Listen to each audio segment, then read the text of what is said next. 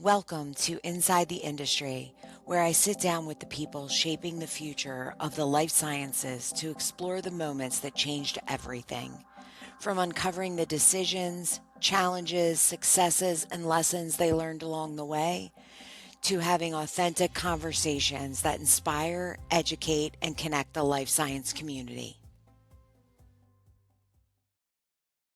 Every breakthrough has a story, and every leader has had a journey. This is Inside the Industry with Kim Laipple. Today's guest is Patrick Doyle, CEO of Trio Pharmaceuticals, a company taking a fresh approach to one of healthcare's biggest challenges, developing cancer therapies that are both effective and less toxic. Trio is advancing a novel platform called TrailBody, designed to selectively eliminate cancer cells while sparing healthy tissue, with a goal of overcoming many of the limitations associated with today's standard cancer treatments. Patrick brings over 25 years of biotechnology experience to his role. Throughout his career, he has helped build and lead multiple biotech companies, raise more than $300 million in financing across 7 ventures, and has been part of 4 successful acquisition exits. Before joining Trio, he served as CEO of both K-Bio and Stellexis Bioscience and held senior leadership roles in Novo Nordisk and Roche, giving him a unique perspective that spans startup, global pharma, and everything in between. Thank you so much for joining us today, Patrick. Thank you so much for inviting me, Kim. It's a pleasure. Absolutely. So, Patrick, you've led companies through early stage ventures to organizations backed by major investors. You've worked inside of some of the largest pharmaceutical companies. Looking back across your journey, what first drew you to biotech and what ultimately convinced you that Trio is where you belong today? Oh, that's a Heavy um, question. yeah, that's a good start. Um, what attracted me to biotech? Well, I started as a scientist. I studied Wow. as a pharmacologist, and I got into in my degree in the UK. You at the end of the degree, you get to do like a 3-month research project, and I got into obesity and type 2 diabetes. And at the time there was this was pre, RNA or molecular biology. This shows my Sure. age a little bit here, but I mean, we're literally looking at binding sites on muscle tissue and looking at how insulin was affecting glucose transport. And there are only a couple of groups in the world doing that at the time. One was in Geneva, and I was lucky enough to go from my degree straight into postgrad studies and research in Geneva Medical School with a world leader in obesity research. And I thought, honestly, I thought I'd stay in an academic forever. I was in my heaven there. Sir Bernard Jean Renault ended up retiring, but I'd been there for like 5, 6 years, publishing papers, feeling quite happy with myself, looking at brain regulation of feeding and type 2 diabetes before it was really trendy. And I met a couple of people from Novo Nordisk. One of them in particular was Bruce Carter, the CSO at the time, and they asked me to go up and visit Copenhagen with my family and take a look at the group there, where they had 700 scientists working in one therapy area, type 2 diabetes. And I thought, oh my God, this is incredible. And so I left academia and got into industry. Not biotech yet, but I was just starting to understand what industry was all about, and I never forget sort of understanding from an academic sort of point of view what industry was all about, and hearing CEO meetings where they're talking about the amount of money that's being made in Forex, rather than insulin sales and stuff like this. Right. And there's like 30 odd programs all going on different targets in the same therapy area, and then they were getting deprioritized because of the business case. And you think, business case, what's that? You don't even know as an academic what they're talking about. Sure.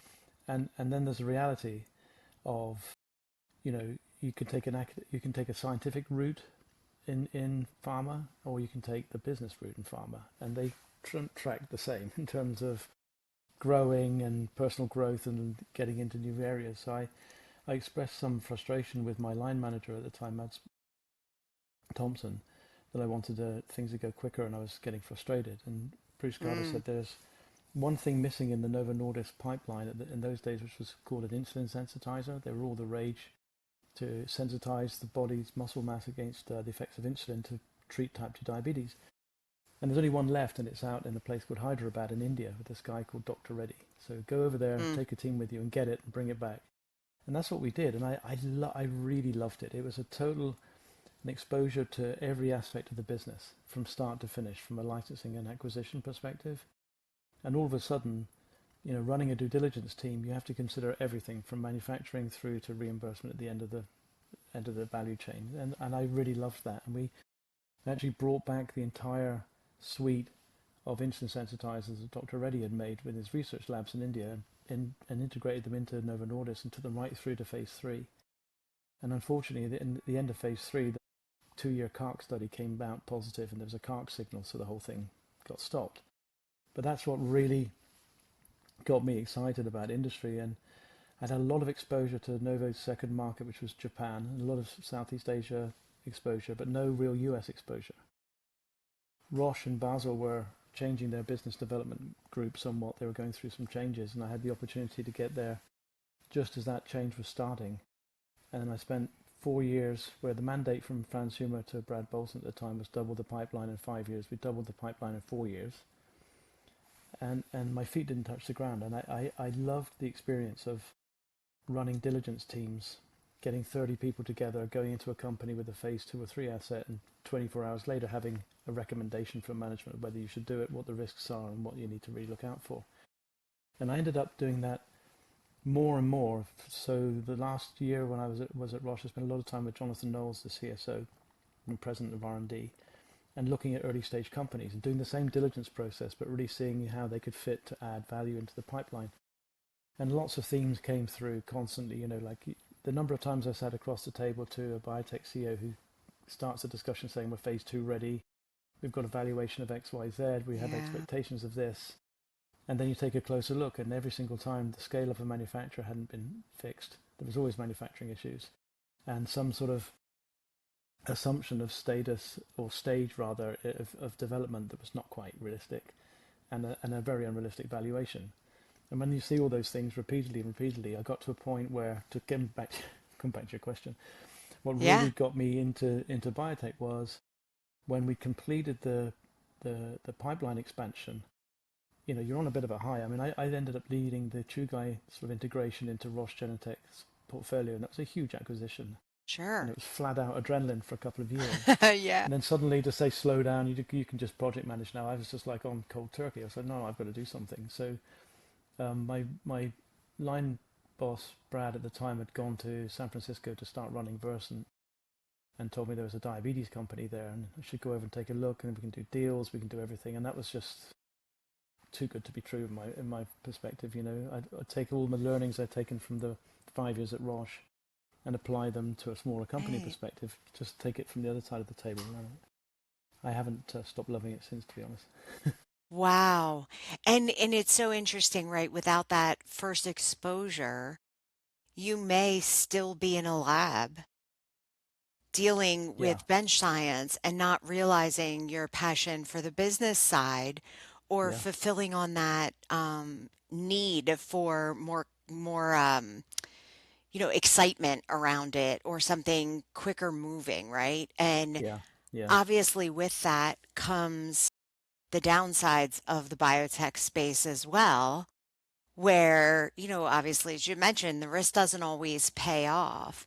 How do you find yourself navigating some of those ups and downs from a business perspective, realizing that, if something isn't quite right, it's not going to make it to the patient. There's people's jobs on there's so much when you get to the level that you're at, other than just the drug not making it.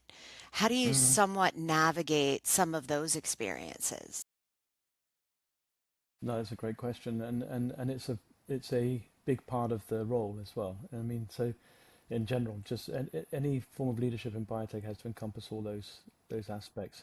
I mean, the funny, it's not really funny, but I mean, the learning experience I had was getting to San Francisco, getting into the company I was mentioning, as my first biotech exposure, for example, and the huge excitement and adrenaline of running a diligence process, having a phase 2 asset that was up for licensing, doing all the classic things at the time of you get the big pharma deal around your phase 2 asset, then you go public, and life is wonderful. It's all blue sky.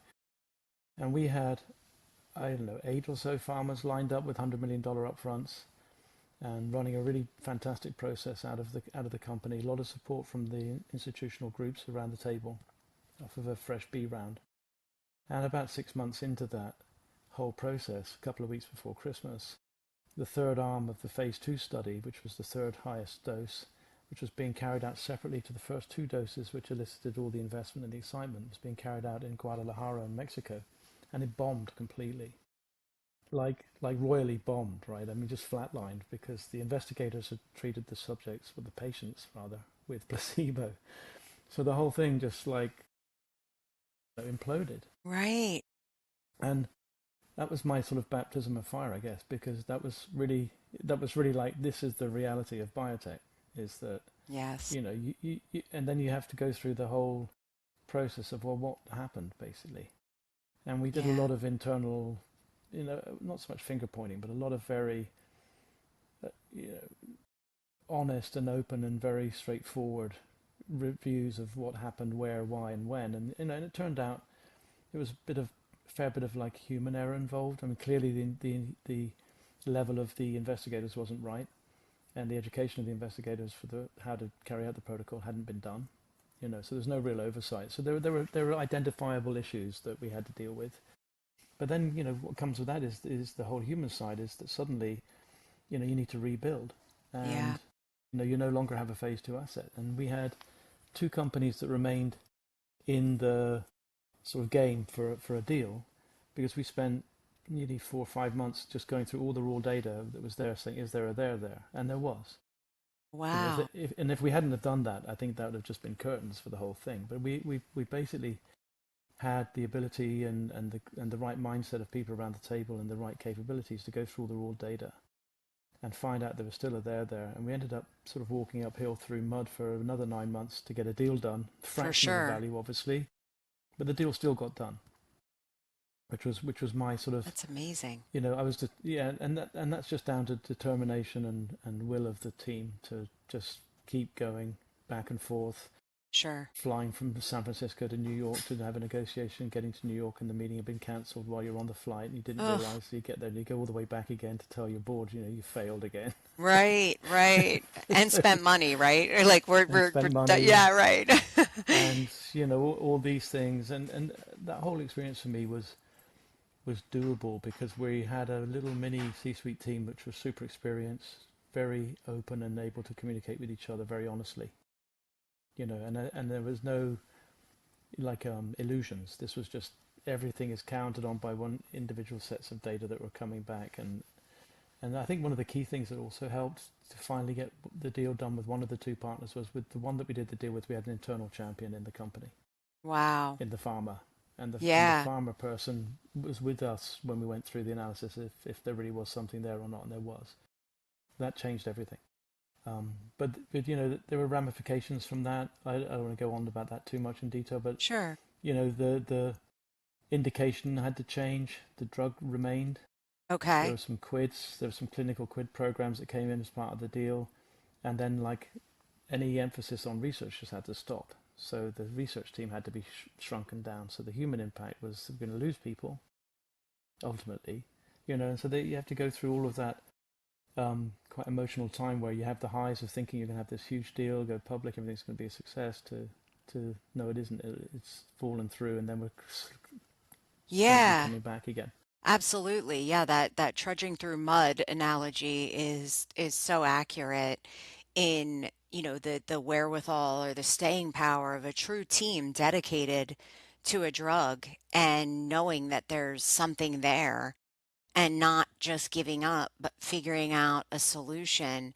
That brings up, obviously you've raised over 300 million across multiple ventures, and investors hear hundreds of pitches a year, right? There's pitch showcases, there's pitch forums, and especially now in this market where we're coming off a time where the checkbooks, for lack of a better term, were in the safe. They weren't even in the pocket. Right. And now we're seeing, more IPOs, we're seeing more investing. But what is it that you believe creates a success in a pitch standpoint from one company to another? What are investors really sinking their teeth into these days? Yeah, it's interesting, isn't it? I mean, it's true what you said. I mean, we are coming out of a very dull time. I mean, like it's been really hard, and to be honest, depending on what stage you are as the company. I mean, I'm hearing constantly for the last well, it's actually since JP Morgan from the public markets guys how excited they are and how fantastic everything is. It's only starting to trickle down now to the private company early stage funding level, to be honest. And it isn't back. I mean, when people say, "Oh, biotech's back." Yeah, there's a few IPOs, which is Right. fabulous, of course. But when you're like at the stage that Trio's at, for example, I mean, you're coming out of a pre-A round, you're starting to look for pre-AA round, most pre-IND stage. That's a tough area, tough stage to be in. And my observations are that even with previous companies at a similar stage, or even raising money with Deerfield, for example, in the past and elsewhere for Series A, is the team's hugely important, obviously. So having an experienced team of people that have done it before, it sounds silly to say it like that, but it really does make a huge impact, especially with people that are pragmatic about how to go forward. But most importantly, I mean, it's really showing what you're doing as a differentiation to what's available to the patient. And so the patient-centric view, from my point of view, is essential. Having a Series A that delivers irrefutable early clinical data is that's it. That's just a given from me. And so if you can stand in front of a VC who either knows you or knows that you're capable, and not, I mean you as the team, and are credible, and you have something that can be translated. So even if it's early stage, it's early stage, but is it translatable? And Right. why do you believe it's translatable to an early clinical study? And so if you give me 10 million or 15 million, I will deliver back to you a powered set of clinical data that shows there's hope in terms of translating onto further efficacy in a larger study. That should get you there, but there's a lot of parallel activities, particularly in oncology and like ADCs, for example. There's just hundreds and hundreds Yes. of these things being studied, and so you have to have some pretty stellar data to be able to move the needle with most VCs, and it is coming back, and we get a lot of traction on Trail, which we can talk about separately. But Yes. there are things to address there that need to be addressed, and quite often the feedback is, well, we love what you're doing, we believe what you're doing. Come back when you've got early data in man. But that's why we come to you for funding. Well, Right. We come need back the when you've got it. funding to get the data. Yeah, absolutely. And I'm so glad you brought Trail Body up. Tell the audience, as though anybody is listening to this from their car that has never worked in the sciences or has no idea about what trail body is. Give me kind of an elevator pitch on what that is as far as trail body and trio. um, yeah, very good. So trail bodies are a way to make dangerous cancer cells kill themselves without Okay. affecting normal cells. Okay. So that's obviously super That, important. that's basically it. And so, in a nutshell, there's a pathway in cells called an apoptosis pathway, which is a cell killing, suicidal Okay. cell killing, and the mechanisms by which that happens is something that we are targeting. So we basically aim specifically for cancer cells by technically speaking, we have bispecific antibodies. So we have an antibody with two sides to it. One side targets a specific cell type, so we use that as targeting, so we know that it doesn't just go everywhere in the body, it goes to where the cancer cell is and lodges itself onto the cancer cell. And the other half of the molecule lodges itself and binds to a process called the trail pathway, which is a apoptosis or cell killing. So it's a little bit different, and it's complementary to a lot of cancer drugs and therapies that are present, especially in R&D and in clinical trials right now, where they do direct cell killing. We're not talking about direct cell killing. We're talking about inducing the cell to kill itself. and Wow. it's Okay. something that you can achieve with selectivity. You're as selective as your antigen target is. So if you have good antigen targeting, then that's pretty specific to the cell type you choose. There's no such thing as 100% specific target, but you can get very close to that, and that decreases the side effects. Okay, great.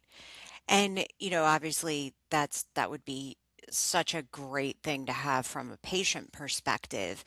And everything that you've done throughout your career, whether it was at the bench or up until now, you've directly had impacts on patients' lives.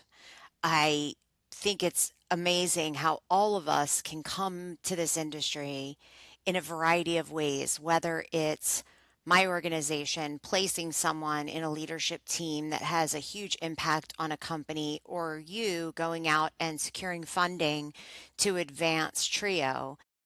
Do you recall maybe the first time you realized that it wasn't the science and it wasn't the business, but what true impact you had on someone's life due to the work that you've done? Hmm, amazing. Yeah, yeah, no, that's great. Yeah, it's interesting. So when I was coming, through my tenure at Roche, part of the Chugai sort of merger Hmm. was that they had a lead antibody program called MRA, which was an anti-IL-6 antibody that was being studied for Crohn's disease. And from the top down at Roche, the sort of direction and directive was thoroughly do due diligence on this phase 3 opportunity. It's going to be a drug. It's going to work. It's going to really change rheumatoid arthritis treatment. And one of the things you go through in pharma, and I don't think anybody would disagree with this. There's sometimes groups within pharma that have NIH syndrome, and they don't take Hmm. lightly to new things, big shiny objects coming in, particularly late stage. And there was a little bit of that, and I was running the due diligence team. But there was, like I was saying before, set of there was a set of irrefutable data in Crohn's disease showing efficacy and showing improvement of the disease. Um, cut a long story short, this went on for about another year in terms of deal making, the merger, and all the rest of it. And MRA became Actemra, which is an $8 Mm, billion a year drug, and has sure. changed the life of so many rheumatoid arthritis patients. And that came from, I think, the CEO of Roche at the time, Franz Humer, that data and saying, this is it, this is going to translate. Wow. Like, do it and don't let anybody get in your way. And I think if we hadn't have had that top down direction, it might not have even happened, for all I know. But it certainly gives you the impetus when you've got the really strong sort of CEO, strong character with the foresight to say this is going to become something, and it really did. I mean, that's really changed a lot of people's uh, situation within RA. Yeah, I know people with RA, and it can be so debilitating, and having quality of life and having something that actually works is so important. You mentioned something there with the top-down approach and knowing that you were somewhat supported, right, in making that happen and how important that is.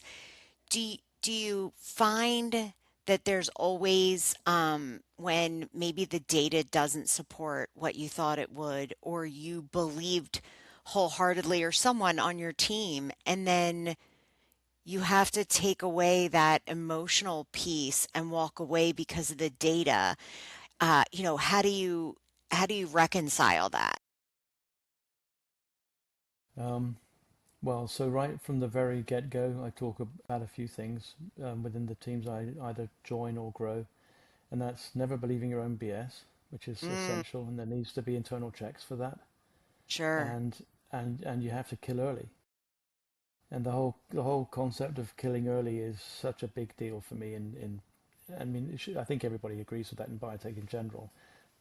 If you have, sometimes it's a little more challenging when you have founders. When you're at the stage of transitioning from founder-driven, say, friends and family or angel stage work, it can be quite often, at least in my experience, the founder sees things through a lens that's not the same as the one I would see it through. or an investor. So and it's a typical thing that I saw so many times in pharma as well, is that you sit opposite a founder from a biotech. They say they're phase one ready, but they haven't done any manufacturing reviews. I mean, there's none of the data to back that up. And I think you Right. have to just deal with that from the get-go. You have to really deal with the reality of what is the data showing you, what stage you're at, and what the expectations of the data read. And if they don't come, then you deal with that as a data event, and you have contingencies constantly. And you just have to be very Yeah. and I don't like being brutally open. You can be gently open about that. This doesn't Right. have to be like doom and gloom. It should be, this is the business we're in, and this is the way these things go. And I think, most founders I've worked with eventually sort of understand the whole concept of kill early and lose that academic, well, we can try this, we can try this, we can try this, and you end up doing 2 years and spending money, and you've already seen the signal that it's not going to work. And there's so many examples of that. And I think when you talk that through and you really install the thinking of killing early and how beneficial that is, because you're not closing the business, you're killing early, and you've got something else to do, and you've got something else to do, and you can keep doing that. Right. But if you don't, then you're out of money. And at the end, you're out of everything. There is nothing to lean back on if you don't kill early.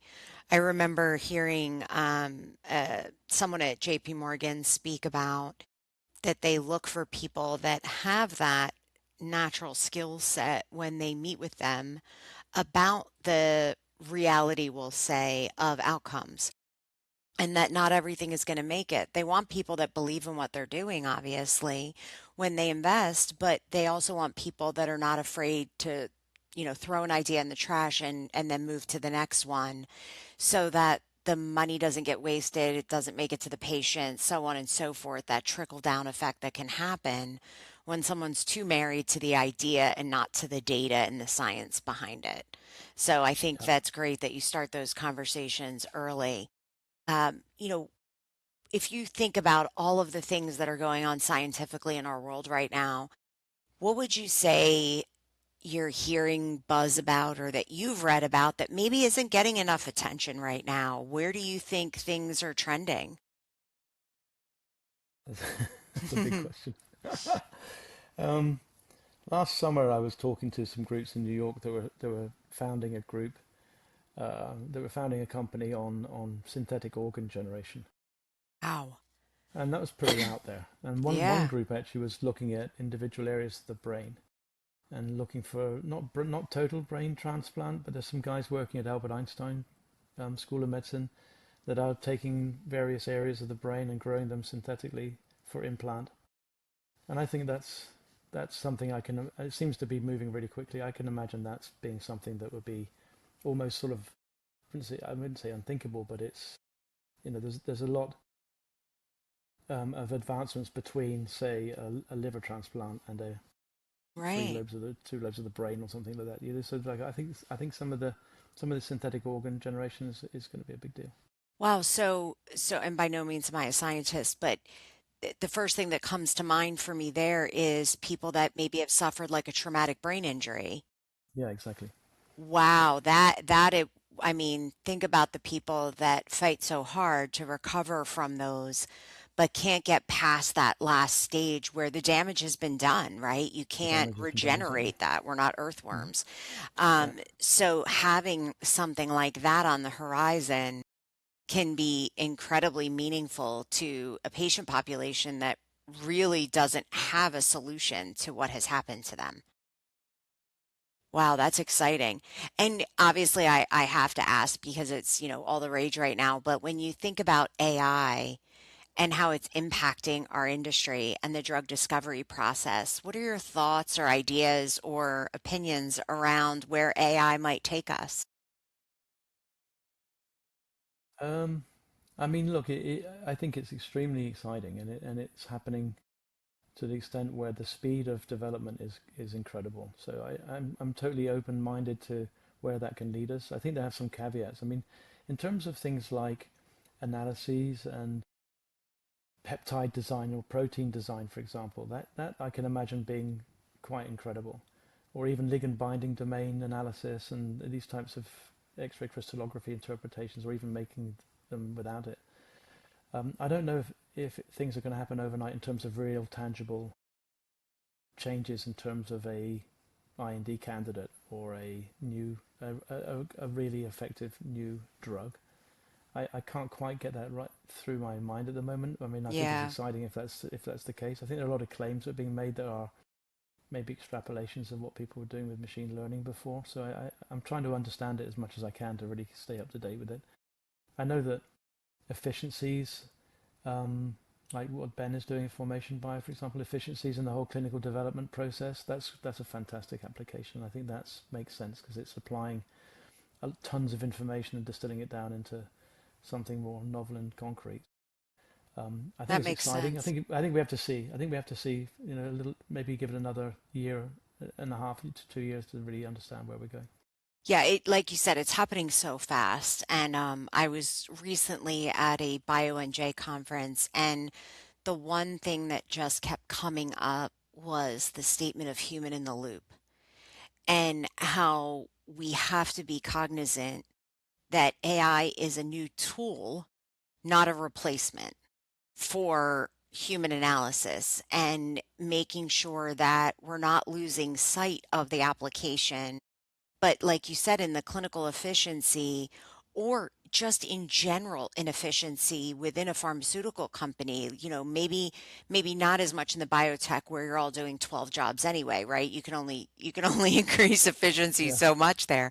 But when you have a company like Roche where there are inefficiencies due to size, where certain things could happen in a much more streamlined and accurate way, removing human bias and things like that in the process, I think, we're seeing clients apply it there, definitely in clinical efficiency, as you mentioned, definitely in some of the more mundane tasks maybe that take time away from the science.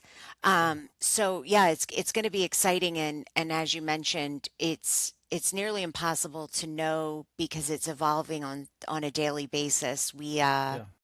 evaluated some tools recently, and the rule of thumb right now is if it's AI and you're purchasing something, make sure it's monthly because you don't want to be locked into a contract because you Right. don't know what's going to happen in three Yeah. months. Yeah. So it's interesting to watch. And, I know in the beginning you mentioned dating ourselves, but from individuals that remember a time with no internet to what we're seeing now in our lifetime, it's really magnificent to see what can happen, both from a science and technology perspective. And then the intersection of those, I think, is going to bring about beautiful change for us. But I am hesitant in what that looks like, is cautiously optimistic, we'll say, as to how that impact will be. With thinking about the pharmaceutical industry and when you moved into the business side of it, which kudos because many people don't function on both sides of that spectrum effectively. We talk about right and left brained or any of those things, or, a scientist doesn't think from business and business doesn't think from science. And here you are straddling those two dynamics successfully for a beautiful career. What do you think is one assumption maybe that you took into the business side that you now know was just wrong? It was just not what you were expecting to have as an outcome when you moved into large pharma. Um. Oh, bigger is better for sure. That was one. Ah, okay. Back then, everybody thought that, right? Everybody I thought mean, get a job at when I Merck and got to you're know, set for life. yeah, yeah, yeah, that for sure. Um, yeah, it's a good question. I mean, certainly, I still scratch my head sometimes a little bit with the lack of ability for big pharma to produce innovation. Mm, very much. And I saw that in every company I've been exposed to, and Yeah. even in by the time I was in Roche, Genentech had lost it. So it's sort of an interesting dilemma because you think bigger is better. Even when I got to Novo, there were a few hundred scientists working on one therapy area. You think, oh my God, they must make so many advances so quickly, and actually They didn't really. I mean, they did, of course they did, but it didn't match my expectations in terms of what that could possibly mean. Yeah. It's interesting from a recruitment perspective. When I started in healthcare and then got into life sciences. And I remember hiring managers saying to me, well, we don't want anybody from, because, obviously we specialize in biotech. They didn't want people from pharma. And I thought, how awful is that? Like they have all this knowledge and information that they can bring to you. And then you start to understand it more and the disservice in some ways that large pharma has on people's careers if there's a separation, right? If you join somewhere and stay for 25 years and retire and all of that, but it does become somewhat segmented or siloed, as they say, in skill set, which then stifles the innovation. And it's interesting that phenomenon, like you said, like why doesn't those 400 scientists equate to more innovation? What happens in that transition that doesn't allow that organization to continue to flourish the way it once did? And I think that kind of goes back to the formula of a human that functions well in a structured environment versus someone that doesn't function well, like you or I. We, not that we don't function well, but we prefer the excitement, and the world needs all of that in some way. But yeah, definitely it's a much different world than it was when you and I first got into the industry, and there was a limited amount of companies that just had so many people working at them versus the volume of biotechs today. Yeah, no, absolutely. Yeah, and well, that's exactly it. And even, it's sort of, I think it's less so now, but you still have this old sort of, if you hire a pharma guy, and you're a small biotech, they're going to expect to have a department to do everything for them. So Right. it's like, which is a bit unfair because that's Sure. probably the minority these days. But there is that sort of mentality that you end up having to really do everything yourself, Mm-hmm. Yeah. and that's not a very pharma model. No, no, not at all. So 5 years from now, things are going well at Trio. Things are moving forward. We're looking back and evaluating your time there and thinking about what success might look like. What would that look like for you 5 years from now if you were still at Trio, things were successful? What does success mean at that time? Um, Positive endpoints in a clinical trial in AML, Nice. most That, most definitely. yeah, I could wow. go on about I could go on about confirmation that the platforms like this and things like. But for me, it's really about AML as a disease and getting an extension of life and extending the need for a transplant. So I think that would be amazing. Wow, that's exciting. I hope we're sitting here discussing that in 5 years. Yeah. And as far as the future of medicine, what would you say gives you the most hope today that, the horizon is even brighter than what we've seen over the last, say, 5, 10, 15, 20 years? Well, yeah. I mean, there are so many things. I think, like I said, like the organ growth, synthetic organ growth, maybe. And I don't know. Look, I mean, addressing antibacterial resistance would be Wow, a another good fabulous, one. a fabulous thing to achieve and see be done. Having healthcare systems where hospitals don't give you pneumonia when you go to them would That be would be another. good. Yeah. I've got personal experience of that, which is just Yes. astonishing. Yes. But so and yeah, affordable healthcare. Just 2 words. That's Yeah, so yeah, important. two very large words, correct. And yeah, I mean that's a subject we could talk about for the next 5 to 10 hours, no doubt. It is interesting, and I'm curious with the younger generations what transitions we might see there as well, with what matters to people changing on a consistent basis, generation to generation, and how that'll impact the overall system that we now have.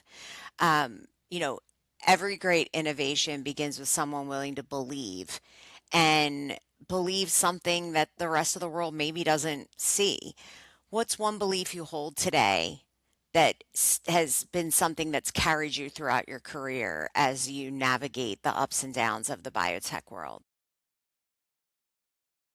Um, I mean, from a biotech perspective, you know, being able to address the reality is there data, and everything is data centric. Everything. Sure. You can't just hope for the best in biotech. It doesn't work like that. You can't be. You can be optimistic, sure, but then if the data isn't telling you to be optimistic, then you don't be optimistic. And you do something about it. So I think action on data is something that I have in my head every day. Fantastic. Yeah. And from that early time where it was go get that and what does that data look like to now, you've held that throughout your career and it seems to have served you well. I mean, I hope so. I mean, from the perspective of not wasting time or money, I think that's the key. Because I've seen friends and colleagues that sort of meander on and somehow do that and don't address these things, and it doesn't end well, and it doesn't help anybody. And if I think if you take a step back and you say, you just have to remind yourself why you're in this business and why you're doing this, because it's not easy, and everybody can say, oh yeah, it's not easy, but nothing's easy, of course. But you can make it sort of pragmatically make sense by really doing things in a data-driven way and just not letting yourself get carried away. If the data says no, then it's no. And I think that's a benefit to patients, a benefit to investors, a benefit to the team. If you can just learn how to embrace that and embrace failure, as a consequence.